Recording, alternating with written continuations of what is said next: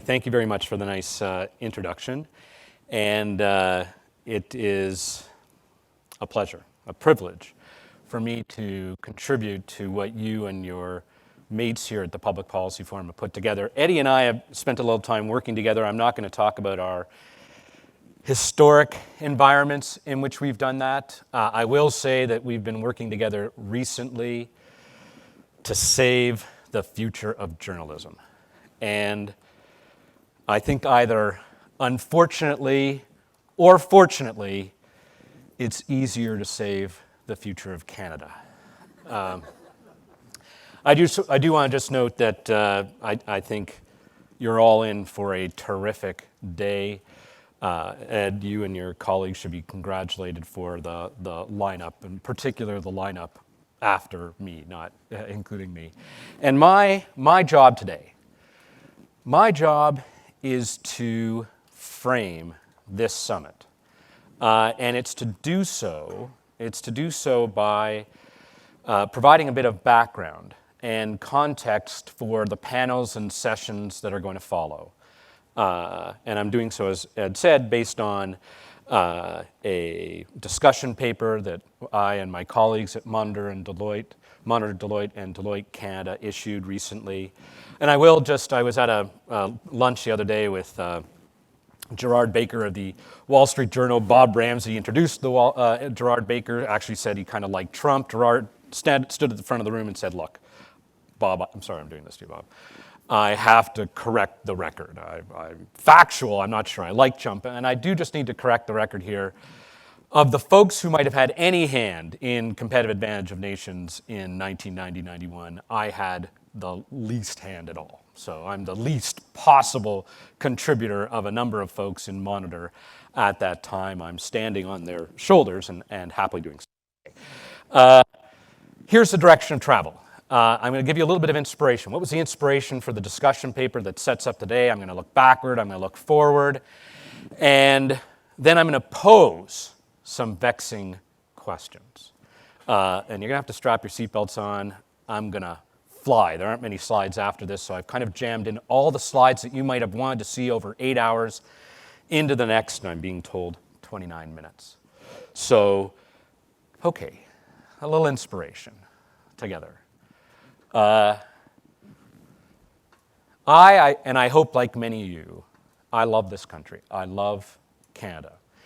And we are exceptionally fortunate to live in a beautiful, majestic, and in locations such as this one, it happened to be a friend's cottage, awe-inspiring. And on our best days, we are compassionate and fair-minded and welcoming. And for the most part, we've done a pretty good job of leveraging our absolute abundant natural endowments, our proximity to the United States, and our ingenuity to have a standard of living that's enviable in the world. But I, and a number of folks around me, we think this is a moment in time. We think it's a moment in time where the choices we make or forego are going to determine our economic future, and therefore our capacity for compassion, our capacity to be the country to which we aspire. So that's a little bit of the backdrop to the inspiration. We are kind of in this interesting moment in time. It's coming up. We're coming up on our sesquicentennial. It happens to be 25 years after that original report, and a number of us were saying, you know what? We don't think the country is ready for the future that's in front of us. Our responsibility we think we have at Deloitte, largest professional services firm in the country, we think it's our responsibility to make a better country. Our resolve was not to just simply try and come to an answer, but to spark the conversations that'll help us confront the difficult choices, the trade-offs, in order to give us the best odds of a prosperous future. So, let's look back. 1990, 1991, momentous time.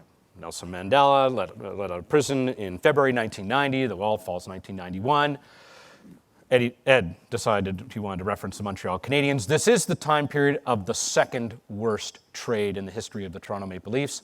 Worst trade, Rich Casello for Darryl Sittler. Second worst trade was, of course, Tom Curvers for the draft pick that turned into Scott Niedermayer. We would have won the Cup in 1993 with Scott Niedermayer. Anyway, there were some other things. I'm a Leaf fan. There's some in the room. There were some other things that happened in 1990-91. Michael Porter, Harvard Business School professor, he publishes Competitive Advantage of Nations. Competitive Advantage of Nations is the way at the time to frame, understand, and assess national economic competitiveness.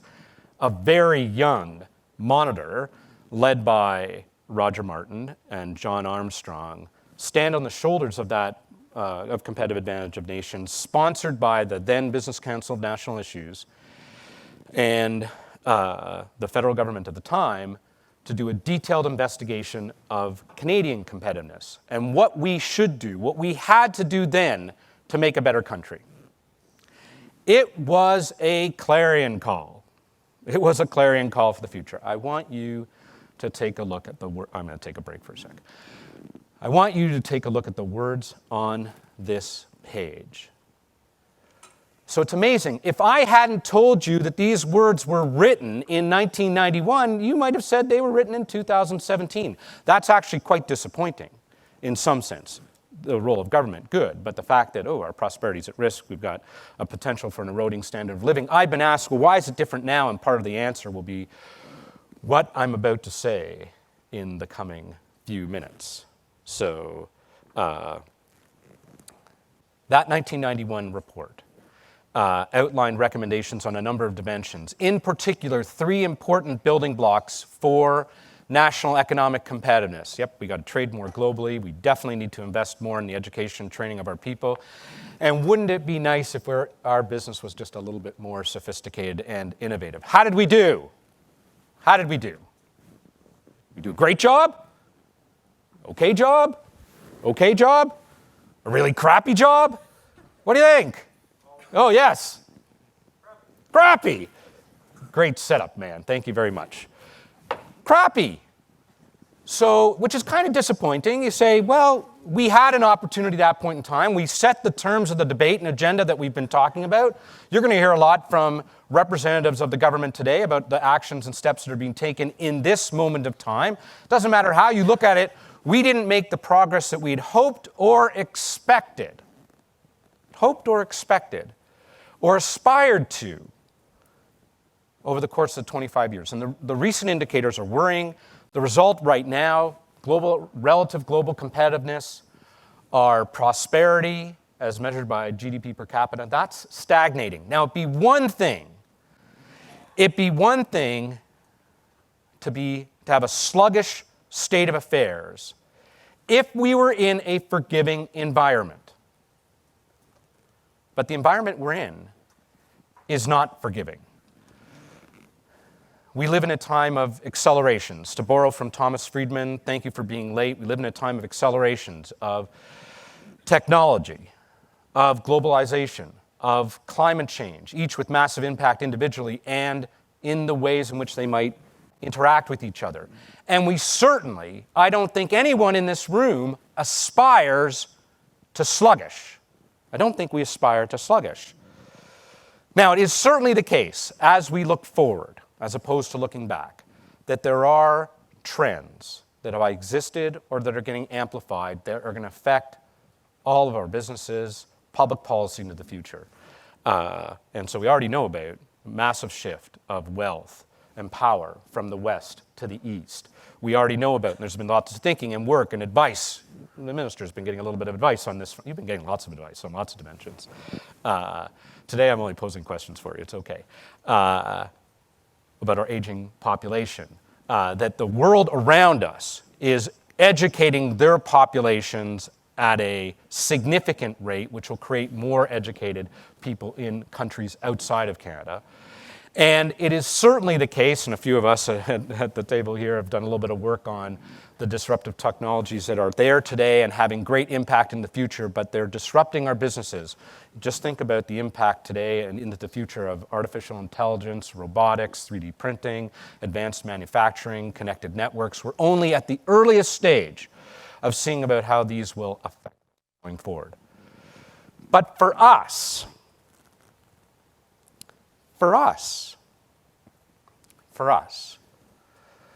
the real interesting issue for us is uncertainty. And a feeling, a view that would say it might be the case that the uncertainty we face today may well be unprecedented for our generation. Now, I've had this discussion in a few settings, a few intimate settings, and it's interesting to talk about how to calibrate uncertainty in history. I mean, there's certainly times in the world, in the planet, in the 1900s and the like, where in the 20th century we'd say, oh, there's massive uncertainty out in the world and massive uncertainty in Canada. I was born in Washington. My family lived in Washington in 1962, and if you were worried about bombs dropping on Washington, that's a level of uncertainty that's a little different than I think we're facing in the room today. But it is, we think, unprecedented generation. Now, we've got a group of business leaders, policymakers, educators in this room. You all have experienced this. I'm not saying you did it, but you've all experienced what are the typical responses to uncertainty. I'm sorry that I'm getting a little professorial here, but it comes with the territory. What are the typical responses to uncertainty? Well, one response is to deny it, deny its existence. I'm so certain of what will happen in the future that I know exactly what to do.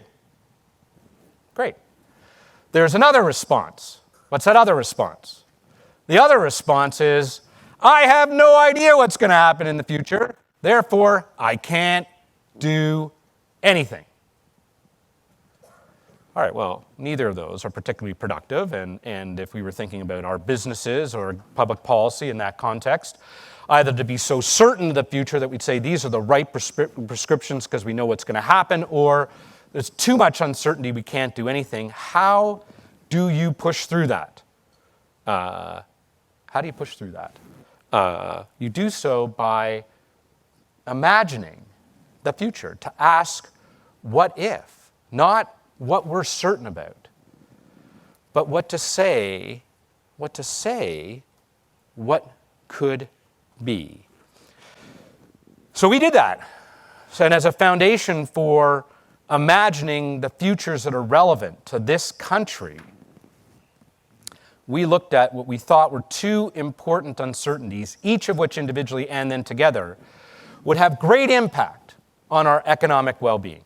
One, we said, we're kind of takers from the standpoint of what's going on globally in terms of global economic growth.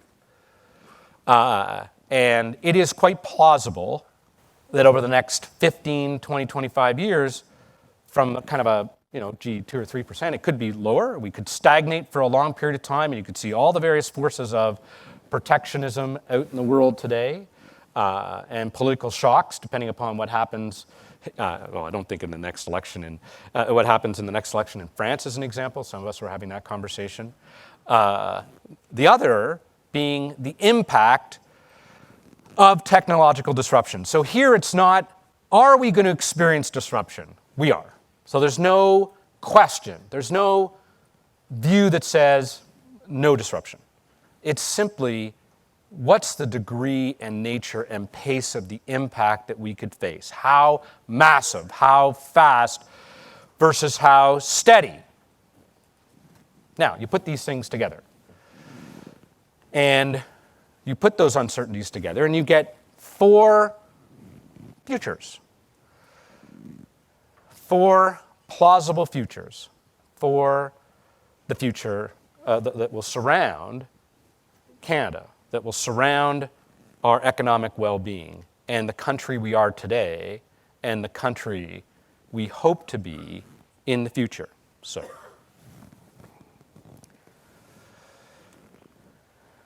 let's imagine together. That's what we're going to do. We're just going to imagine together. And the point here is I'm not trying to say which one, although there's one that we like better. We're not trying to pick one because you don't have that choice. We don't have that choice. It's to look through the scenarios to say, what are the different implications? How might the world look and what does it mean for us? And what questions does that suggest? So we're going to do that together for a few minutes. All right. Think about one world, our scenario one. And this is a world where we do have massive disruption, but it's job destroying. I know we all would prefer that disruption is going to be job producing, but there are views that say, hey, disruption is great for some in economic wealth creation, but it's job destroying, and we lose the consensus on global trade at the same time. So we've got depressed global growth matched with job destroying disruption. Now, some of my colleagues who did a little work on this, they affectionately called this scenario the zombie apocalypse. But, of course, we wouldn't want to say that here. And the implications are pretty dire. I'm not going through all this. You can pick up the report and read it. But there are pretty tough-minded implications across each of these dimensions. And when I talk about, there's a version of the world in the next 10 years where we're kind of putting fences around some of the nice neighborhoods in Toronto, this is the world in which this happens. Increased unrest, increased inequality, we got a big problem, but it's plausible. Okay, let's just move ourselves a little bit to the right. Now, in the right, we can take a little journey to the right. Now we're in a world where we've got massive disruption, but it's more positive. It's more job producing. We've got we've got a consensus on trade globally. We got to get past this time period that we seem to be in geopolitics to a place that's better for the nations and the ways in which they interact globally around the world. Now, here, it's interesting, and we call it supportive disruption. Here, we would have to today be making the bets that would position the country well for disruption. And we're going to hear a little bit about that over the course of the day. And the good news is if we do and we do that well, we'll be able to receive and earn the spoils and share them in a manner that's consistent with our compassionate country. Okay. The polar opposite of that scenario is one where, you know what? We've lost that consensus on trade globally. We are in an extended period of stagnation. And disruption doesn't have as much of an impact. And for any of the reasons that you could imagine, privacy security concerns, consumer pickup. And this is a world where you've got time. We have time as a country to evolve. We have time as businesses to evolve. But we better be creating and supporting winners in a more protectionist world, and we better have as robust a national economy as we possibly can if we're going to create the wealth and redistribute it to the level to which we aspire. Now, I said before, we couldn't pick one. We shouldn't pick one. But if we got to pick, now no one vested me with picking it. One might argue there are some other people in the room who might have been vested with picking if you thought that they could pick, but they can't. But if we had to pick one, you'd say, I would kind of like a world where we return to the consensus on trade globally, that is great, that we're kind of past the next few years and however it plays out. Trump's policies as they may play out, it's kind of a one term where this is not about whether conservatives or the Republicans or Democrats get in next time. It's just a simple statement of the aspiration for the United States and the world and how it is that we interact with them. But the disruption, while positive, is more steady. So here, hey, the good news is we've got time, and if we can evolve the country in the way to which we aspire, we should be able to harness the benefits and harness the benefits in a way that is good for all of the country and the inclusive growth to which we aspire and to which others will talk about. So, wow. I'm not one to name probabilities. I'm not standing up at the front of the room saying, I know which one of these, as I said before, will happen. I think they're possible. And what's interesting about it, on two dimensions. One is that it's hard not to say, gee, I wish we would have made more progress on trade, on education and training, on business sophistication and innovation over the last 25 years. I wish we had made more progress, and I hope we can make more progress on each of those dimensions because they kind of work for us. They kind of work for us irrespective of the future. But for us too, it's suggested, those scenarios and our state of affairs suggested some vexing questions. And they're vexing precisely because they involve difficult trade-offs. Trade-offs that we don't really want to talk about. Trade-offs that require us to push past some of the natural political correctness of the country. And or they involve new-to-the-world solutions that haven't been fully identified, debated, or embraced. When I use the term vexing, that's what I mean. So what are those questions? Those questions are, can we really produce sustainable economic growth and inclusive growth at the same time, or do we have to pick? Now, the good news is I haven't been elected to make that choice, but others have, and they might be able to talk about this over the next period of time. This is a vexing one. It's complicated. It's not as simple as, yeah, everything will be okay. You look at those scenarios, and we've got environments in which this is very difficult to do. What's it really going to take, and are we prepared to massively, disproportionately support the areas of competitive advantage in this country? Not spread around the peanut butter, and I'm not going to talk about numbers because numbers have been out in the world. But what would it mean to really massively, disproportionately support? And are we willing to say, you know what, parts of the country, cities, particular sectors, we feel differently about them than others. The latest budget had provided a perspective on that dimension. This is really important for us as we think about our position in the world and our standing relative to other economies. Oh boy, the one that I always get beat up a little bit on is how do we really think about country size, growth, and immigration? There are certain scenarios where absolutely you'd want to be a bigger country, labor participation rates high, immigration at the fullest level to which we could imagine we should add. There are other scenarios where it gets a little bit more complicated. Remember that first one. You don't know what's going to turn out. So there are other scenarios where this gets complicated for us to be the compassionate country we are. There are many of us who come from or are related to or married to immigrants or the sons and daughters of immigrants. It's an important part of our country. This is a complicated question. We got to work hard on getting at the answer on innovation, and I know the government of the day is working on that. We think there's more to do to really get underneath what's going to make us more innovative at the level that we have to do in the pace in the future, and what does it mean? What does it mean to be a responsible, responsive, courageous leader in the future? And in particular, think about for all yourselves, and I hope you're thinking about it over the course of the day, what's your responsibility? What's your responsibility to make a better future for this country? Now, the good news that Ed and his team have organized the day in a way that's connected to these questions. That's the conceit of the day. We're going to talk about inclusive growth. We'll talk about supporting competitive advantage. You're going to talk about innovation. You're going to talk about your responsibility as leaders. We'll hear it from Minister Freeland. I apologize about that. I just knew her from a prior life. We'll hear from Minister Freeland on trade. We've been wandering around over the last few weeks, posing these questions into some intimate settings. Much more intimate to this, just over the last few weeks. And we've been hearing some interesting things on these dimensions, the things we've been hearing. Encouragement, whether to us or to others. It's like, as we think about inclusive growth, it's jobs, not hammocks.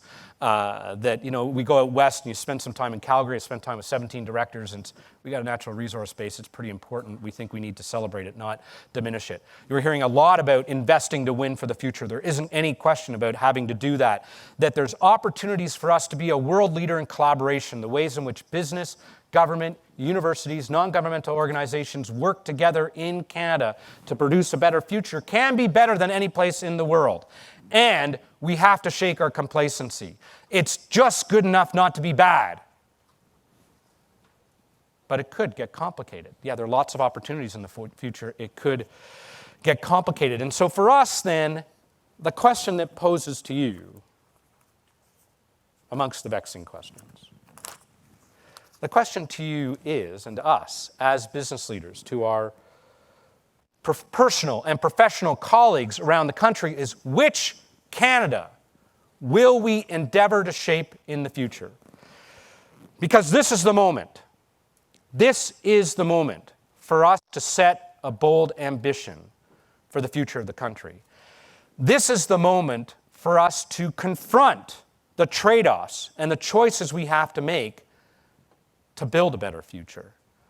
And we do think, it's in this moment that all of us have the opportunity to give the country the best odds for future success. And I do think that that is disproportionately in the hands of this room and rooms like it. And I don't say that from an elitist standpoint. I don't. I say it simply from the standpoint of the responsibility, the privilege we have for being in this room and rooms like it is the responsibility to make a better country for future generations. And that's what all of you and our panelists are going to talk about for the next few hours. So thank you very much.